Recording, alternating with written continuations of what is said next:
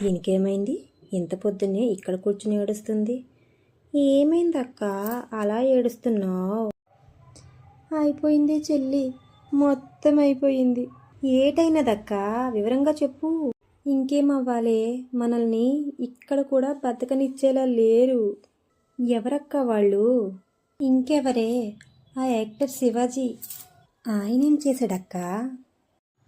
ఆ విదేశీయులంతా మనల్ని అవతల పడేసి చీరలు కడుతుంటే ఈ హీరోయిన్ల పుణ్యమా అని ఇక్కడ బతికి పట్టకట్టాం. హా అవును, మన పని బాగానే ఉందిగా అక్క. 3 పువ్వులు 6 కాయల్లా.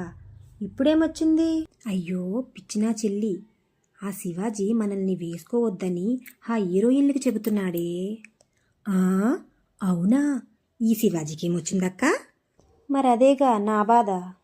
ఇది ఇలా వదిలేయకూడదక్కా. మరి ఏం చేద్దామే?